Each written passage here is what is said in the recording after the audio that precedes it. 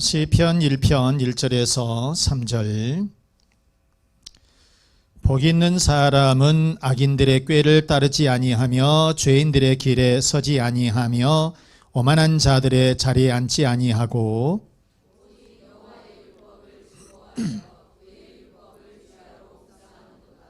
삼절 같이 읽습니다. 그는 시냇가에 심은 나무가 철을 따라 열매를 맺으며 그 잎사귀가 마르지 아니함 같으니 그가 하는 모든 일이 다 형통하리로다. 아멘. 아멘. 제목 한번 같이 읽겠습니다. 복 있는 사람. 시작. 옆에 분에게 손잡으면서 집사님은 복 있는 사람입니다. 자, 바로 여러분들이 복 있는 사람인 줄로 믿습니다.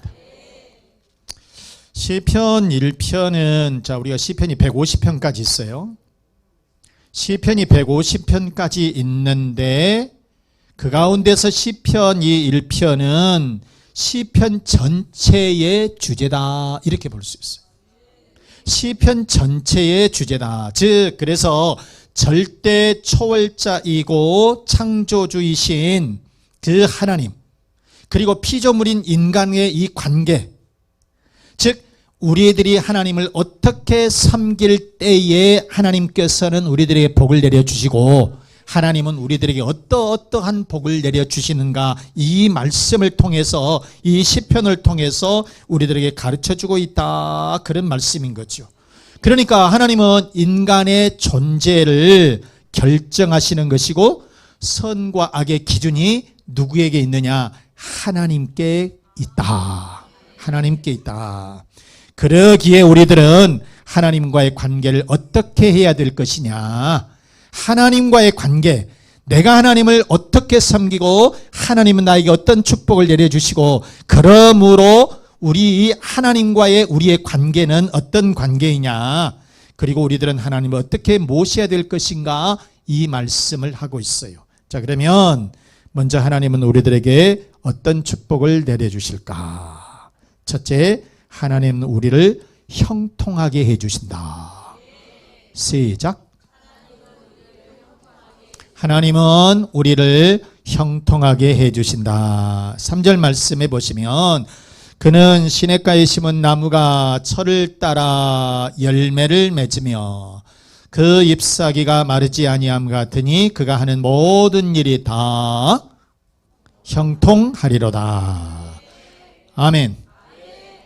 형통하다. 요 말씀은 요 말은 무슨 말이냐면 앞으로 나간다는 뜻이에요. 앞으로 나간다, 번성한다, 그 다음에 성공한다, 그런 뜻이 있는데 국어 사전적인 의미는 무엇이냐면 모든 일들이 잘 된다, 그런 뜻이에요. 하는 일들마다 잘 되는 것을 일컬어서 여기에서는 형통하다, 그런 얘기입니다. 자, 여러분, 시냇가에 심은 나무, 시냇가에 심은 나무는 어떤 나무냐? 날마다 물을 공급받습니다. 자기가 필요한 만큼 물을 늘 공급할 수 있어요. 그래서 공급을 받아요. 그러니까 그 이파리가 늘 싱싱한 거죠. 그래서 어느 때든지 자기가 필요한 때에 물을 언제든지 공급받을 수 있어요. 우리나라야 비가 자주 오는 나라니까 물에 대해서 별로 잘 모르지만 이 성경이 써진 이 중동 지역, 이 나라는 비가 거의 없습니다. 그래서 나무가 자랄 수가 없어요. 중동 지역에 이렇게 가보면은 벌거벗은 민둥산에 자갈밭입니다. 소위 이게 광야입니다. 나무 한 그루가 제대로 없어요. 풀 한 포기가 제대로 없습니다. 그러니 그런 이 나라에, 그런 이 땅에 무슨 나무가 자랄 수가 있겠어요. 그런데 시냇가에 심겨진 그런 나무, 시냇가 옆에 있는 그 나무는 언제든지 물을 공급받을 수 있다는 거예요. 그래서 이파리가 늘 싱싱하고 철 따라서 열매를 맺는 것이고, 그래서 우리 인생들을 일컬어서 어디에 심겨진 나무? 시냇가에 심겨진 나무. 그래서 철 따라서 늘 열매를 맺을 수 있다. 그런 말씀인 거죠. 여러분, 하나님은 사람들을 어느 정도로 잘되게 하시느냐, 이렇게 시냇가에 심겨진 나무같이, 그래서 철 따라 열매를 맺는 것처럼 하나님은 우리들에게 모든 일들, 하는 일들마다, 직장에서도 또 사업장에서도 여러분의 자녀들도 모든 일들이 잘 되는 그런 일들, 그런 형통의 축복이 있으시기를 바랍니다. 자, 우리가 성경에 보면 요셉이라고 하는 사람이 나옵니다. 요셉은 참 불행하게도 일찌감치 일찍이 자기 어머니가 돌아가셨어요. 그래서 자기 아버지 밑에서 이렇게 크는데 이복 형들이 있습니다. 이복 형들이 이 요셉을 되게 미워한 거예요. 참 미워했어요. 그래서 어느 날 심부름을 갔다가 그 형들에 의해서 이집트로 노예로 팔려갔습니다. 형들이 자기 동생이 요셉을 팔아버렸어요. 못됐어요. 자, 우리가 생각하면 이방나라 진짜 어린아이 한 17살쯤 이렇게 되는 그런 나이인데 청소년 때죠. 세상에 이집트 나라의 노예로 팔려갔다니까. 우리가 생각하면 굉장히 불행이 시작된 것 같죠. 그런데 어디로 팔려갔느냐? 친위대장, 이집트 왕의 친위대장. 그러니까 요즘으로 말하면 경호실장급에 해당되는 그런 집으로 팔려갔어요. 그런데 거기 가서 참 성실하게 열심히 일을 잘했습니다. 인물도 잘생겼어요. 성실해요. 하나님 잘 섬기죠. 마음속에 늘 하나님을 모시고 사는 거예요. 그래서 하나님께서 말씀하시기를 뭐냐면 내가 너를 형통하게 해주겠다. 뭐 하겠다? 형통하게 해주시겠다. 자, 우리가 39장 2절 말씀과 3절 말씀에 보시면 그랬어요. 여호와께서 요셉과 어떻게 함께 하심으로 그가 뭐한 데가 형통한 자가 되어서 그의 주인 애굽 사람의 집에 있으니, 이렇게 말씀을 했는데, 즉 이집트의 애굽의 노예로 비록 팔려갔어도 하나님께서 함께 해주셔서 그 요셉이 거기에서 형통했다, 그런 말씀인 거예요. 그 다음에 이 3절 말씀에 보면 그의 주인이 여호와께서 그와 함께 하심을 보며 또 여호와께서 그의 범사에 형통하게 하심을 보았더라. 주인이 보니까 이 얘가 잘 돼야 하나님께서 함께 해주시는 것을 알아. 이래서 이 요셉이 비록 노예로 팔려왔지만은 범사에 이 보통 사람이 아니야. 무엇인가 할 아이야. 그래서 이 주인이 그에게 모든 것을 맡겨주게 되었다. 이렇게 인정을 하고 바로 이 친위대장, 이 경호실장이라고 하는 이 주인이 요셉을 가정총무로 삼으면서 모든 일들을 다 요셉에게, 비록 어린 나이의 노예이지만, 노예잖아 여러분. 지금 뭐 누구만 정도 되겠습니까? 우리 상훈이나 이런 분 나이가 되겠잖아요. 이런 나이인데, 이 나이인데 거기에 종들이 얼마나 많아요.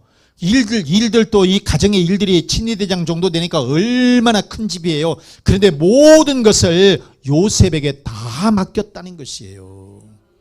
그런데 불행하게도 요셉은 성폭행 미수범, 억울하게 당한 겁니다. 성폭행 미수범이라고 하는 진짜 억울한 누명을 쓰고 감옥에 들어가요. 그런데 이게 그냥 사형입니다. 그런데 친위대장이 보니까 얘가 그러지는 않을 것 같아. 그래서 감옥에다가 그냥 놔둬요. 그런데 그런 감옥에 들어가 있음에도 하나님께서는 요셉을 형통하게 해주셨다는 거예요. 감옥에 있음에도 우리가 생각할 때 감옥에 들어가는 것이 뭔 형통이에요, 형통은. 그런데 하나님께서는 어떤 큰 일을 만드시기 위해서 그렇게 감옥에 이렇게 넣으신 건데, 그런데 하나님께서는 이 감옥 안에 있을 적에도 형통하게 해주셨는데, 간수장이 이 아이를 딱 보더니 모든 죄수들과 감옥에 있는 모든 일들을 이 요셉에게 다 맡겼다는 거예요. 신기한 일이잖아요. 자, 여러분 창세기 39장 23절 말씀해 보시면, 간수장은 그의 손에 맡긴 것을 무엇이든지 살펴보지 아니하였으니 그냥 맡기고 냅둔 거예요. 맨날 보고하라고 할 것도 말 것도 없어. 워낙 일을 잘하니까, 워낙 성실하니까. 자, 이런 여호와께서 요셉과 함께 하심이라 여호와께서 그를 범사에 형통하게 하셨더라. 아멘.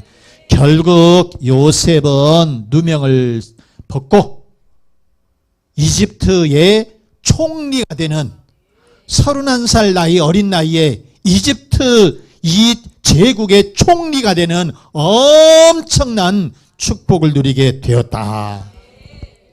그런 말씀인 겁니다. 여러분 생각을 해보세요. 노예입니다, 노예. 남의 나라 사람이에요. 노예로 끌려온 아이가 어떻게 이집트의 대제국의 총리가 될 수 있었어요?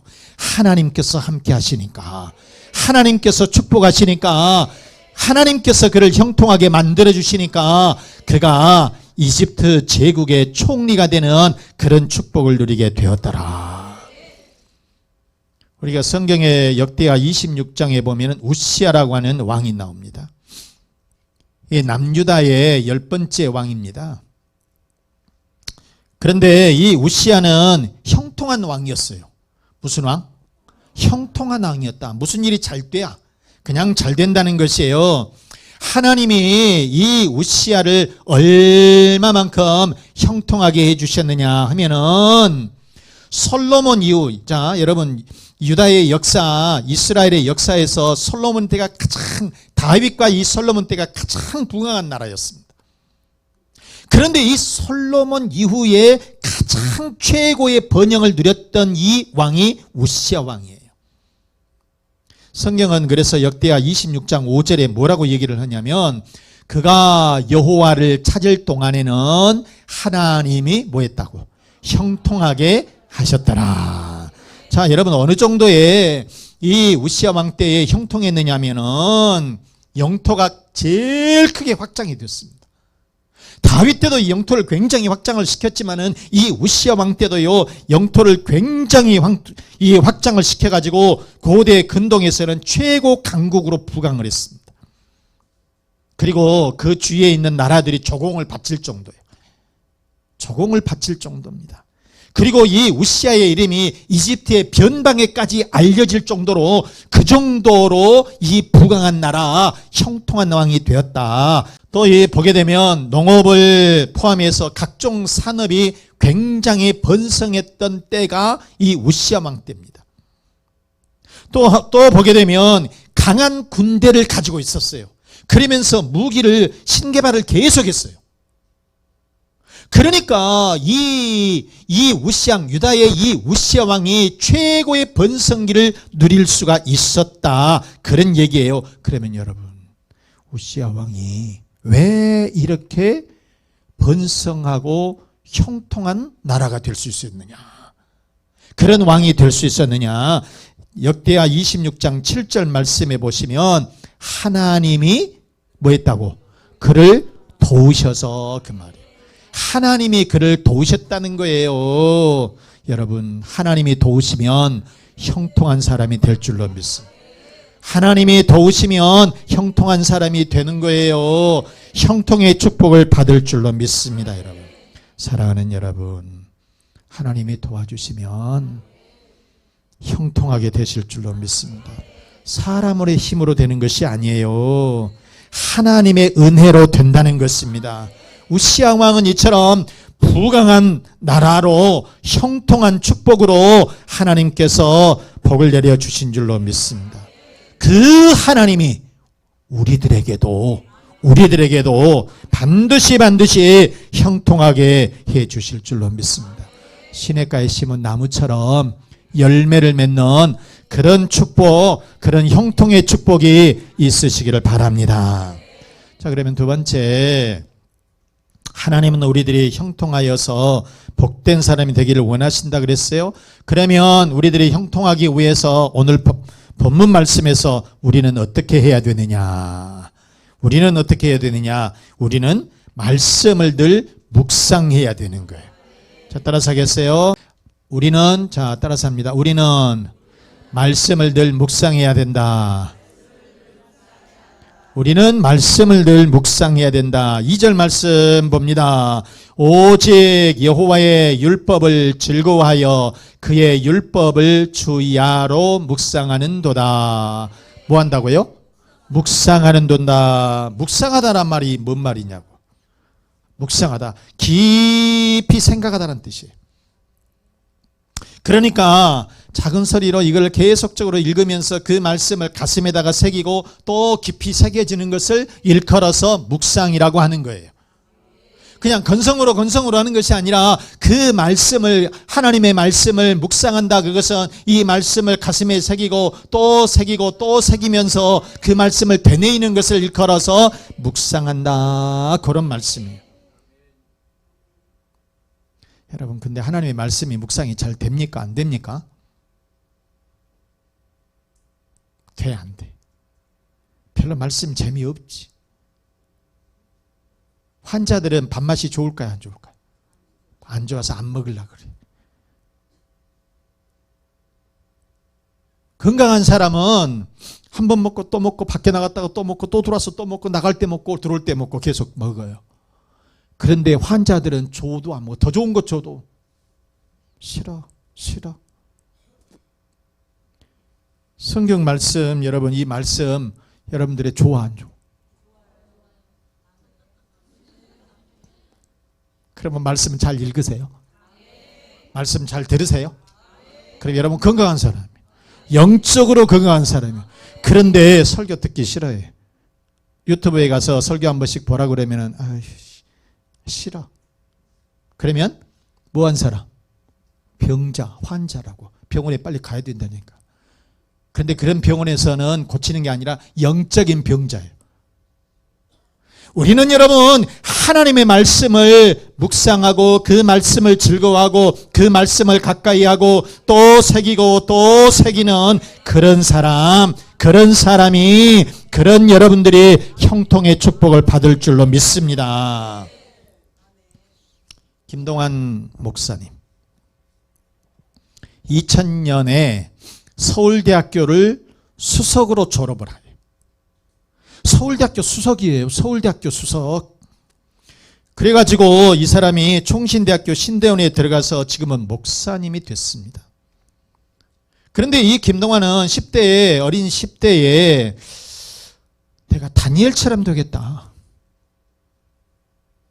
다니엘처럼 돼야 되겠다. 이렇게 굳게 이 뜻을 정했어요. 그래서 나중에 목사님이 결국 됐는데 학교 열심히 공부했습니다. 그런데 열심히 공부한 것만이 아니라 학교도 열심히 다녔지만 교회도 열심히 다녔어요. 심지어는요, 교회에서 부흥집회가 있는데 중간고사요. 자, 물어보겠어요. 교회가 부흥집회가 있습니다. 그런데 학교에서 지금 중간고사를 치러요. 그러면 교회를 갈까 말까? 권인원 어째? 학원 가야 돼? 교회 와야 돼? 교회. 저런 게 잘해. 그러니까 공부를. 그런데 문제는 엄마는 학원 보낼 텐데 엄마는 아무래도 중간고사가 있는데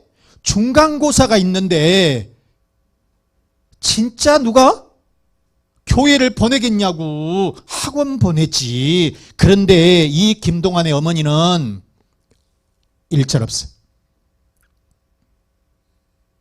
교회 보내. 교회만 보낸 것이 아니라 새벽기도까지 보내. 새벽기도 안 나면 어떨 때는 고등학생인데도 불구하고 손바닥 맞았어요. 그 정도였습니다, 여러분. 그래서 친구들이 하는 말이 혹시 너 엄마 계모 아니냐? 이렇게 할 정도였습니다. 대학을 갔습니다. 서울대학교를 들어갔는데 새벽기도 하루를 빠지지 않았어요. 세상에 여러분. 새벽부터서 일어나서 이 새벽기도 갔다 오고 학교 갔다 오고 학교 끝난과 동시에 그 다음에 아르바이트 가서 애들 과외하고 이렇게 하면서 이렇게 했는데 하나님은 이 김동완을 형통케 해주셨어요. 형통케 해주셨어요. 그래서 들어가기도 어렵다라고 하는 이 서울대학교를 4년 장학생으로 평균 점수 99.26. 안 놀래 진짜. 여러분 평균 99.26이라니까 이게 얼마나 여러분 진짜 참습니다. 서울대학교 최고 역사의 기록을 남기는 사람이 됐습니다. 그래서 이 대학에서 서울대학교에서 국비 유학을 보내주겠다. 그래서 들어오면 유학을 갔다 오면 서울대학교 교수로 써주겠다 그랬어요. 그럼에도 불구하고 이런 엄청난 좋은 제안에도 불구하고 김동완은 딱 거절하고 총신대교 신학대학원을 가서 지금 목사가 됐습니다. 복음을 전하기 위해서 목사가 됐다는 것입니다. 자, 여러분. 미국의 역대 위대한 대통령들은 성경 말씀을 가장 귀하게 여겼습니다. 그래서 이 미국의 일대 대통령 조지 워싱턴 뭐라고 고백을 했느냐? 성경 없이 어떻게 바른 정치를 할 수 있겠느냐 그랬고요. 제2대 대통령인 존 애덤스는 성경은 세계에서 가장 훌륭한 책이다 그랬고요. 그 다음에 제3대 대통령 토머스 제퍼슨은 미국은 성경을 반석으로 삼아 서 있는 나라다 이렇게 말을 했고요. 16대 대통령인 에브라임 링컨 대통령은 뭐라 했느냐? 성경은 하나님께서 인간에게 주신 최대의 선물이다.